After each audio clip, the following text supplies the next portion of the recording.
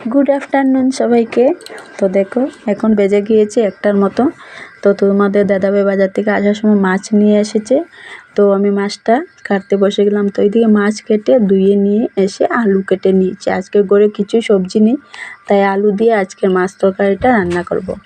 তো ওইদিকে গেলাম রান্নাঘরে, রান্না বসিয়ে দিলাম। তো ভাতটা তো আগে রান্না করে নিয়েছি, আর এখন দেখো তরকারিটা হচ্ছে। তো তরকারিটা প্রায় হয়েই গেছে, এখন একটু জাল হবে তরকারিটা। তো এদিকে আমার তরকারি জাল হচ্ছে, এদিকে আমার বোনে ভিডিও কল করেছে, ওর সাথে কথা বলছিলাম ভিডিও কলের মধ্যে। আর আমার যে পিছনে কাপড়গুলো দেখছো, আমি এগুলো টিনের মধ্যে ধুয়ে মেলে দিয়েছি। এগুলো হচ্ছে আমার হাত মোছার কাপড়। আমি রান্না করে আসার পরে আমার বারবার হাত ধুতে লাগে, কড়াই ধরলে হাত ধুতে লাগে, ডেক ধরলে হাত ধুতে, তো বারবারই হাত ধুতে লাগে। তাই একটা কাপড় রেখে দিই আমি এখানে বারবার হাত মোছার জন্য। তো এদিকে বোনের সাথে কথা বলতে বলতে আমার তরকারিটা হয়ে গিয়েছে, আমি তরকারিটা নামিয়ে নিলাম। আর এদিকে ছেলে খায় না এতটা মাছ, ভালো পায় না, তাই ওর জন্য একটা ডিম অমলেট করে নিয়েছি। ডিম অমলেট আর মাছ ভাজা আমাদের জন্য করে নিয়েছি। আর আমি ছেনি দেখে দেখে কথা বলছি দেখো। তো যাই হোক, দুপুরে খাওয়া দাওয়া সেরে বিকেলে একটু হাঁটতে হাঁটতে বেরিয়েছিলাম। জল নাকি আবারও অনেকটা বাড়ছে, তো ভাবলাম গিয়ে দেখে এসি জল কতটুকু বাড়ছে। আর এদিকে আমি বেরিয়েছি, আমার সঙ্গে হয়ে আমার মেয়েও বেরিয়েছে। আর এতটা কাদা রয়েছে, ঘর থেকে বেরোবার ইচ্ছে হয় না। দেখো কতটা কাদা, পা পুরো কাদার মধ্যে একবারে ভরে যায়। তো কী করব, ঘরে বসে বসে বোর হচ্ছিলাম, তাই বেরিয়েছিলাম। আর এসে দেখি জল তো অনেক বেড়েছে, আমাদের রাস্তার পুরো সমান সমান হয়ে যাচ্ছে জলগুলা। তো দেখে ভয় লাগছে, ঘরে যদি চলে আসে আবার কি কষ্টই করতে হবে আমাদেরকে। আর যার ঘরে জল ঢুকেছে তারাই বুঝতে পারবে এর কতটুকু কষ্ট জল ঢোকার পরে। আর এই হলো আমাদের ক্ষেতের জমি, শুধু আমাদের নয় অনেক মানুষেরই আছে। তো এখন তো ক্ষেতের সময়, তো ক্ষেতগুলো বন্ধ, এই বৃষ্টির কারণে সবই ক্ষেতগুলো বন্ধ করে রেখেছে।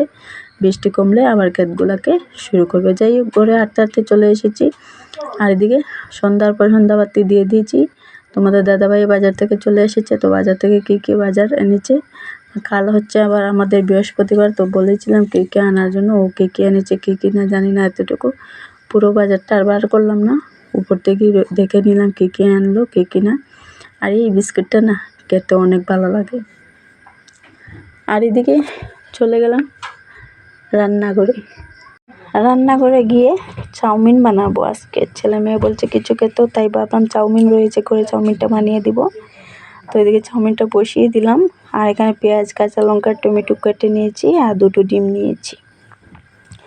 আর আজকের চাউমিনটা না অনেক সেদ্ধ হয়ে গিয়েছে, আমি অনেকটা বেশি সিদ্ধ করে নিয়েছি।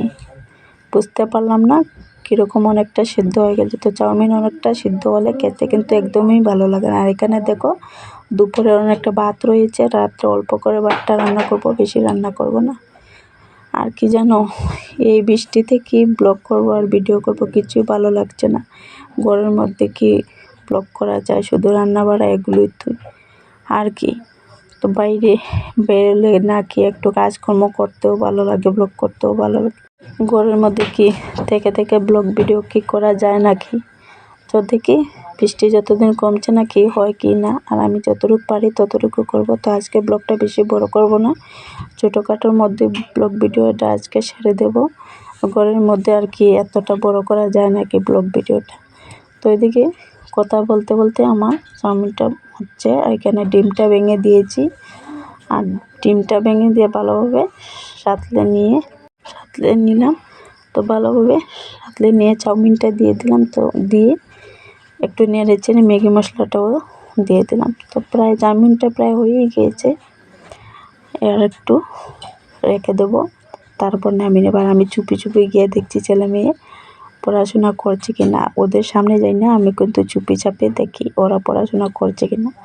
আর এসে চাউমিনটা হয়ে গিয়েছে, নামিয়ে সস দিয়ে দিয়েছি 3 জনের জন্য, আর তোমাদের দাদাভাইয়ের জন্য রেখে দিয়েছি, ও এসে পরে খাবে। তা আগে কী কী এনেছিল ওগুলো আগে টামাইনি, তো এখন ডিবিতে ভরে নিয়েছি। আর এখানে বাইরে বেরিয়ে দেখি চাঁদ উঠেছে, তো অনেক ভালো লাগছে চাঁদ থেকে। তো আজকের ব্লগটা এখানে শেষ করছি। টাটা সবাইকে, গুড নাইট। আবার আসছি নতুন একটা ভিডিও।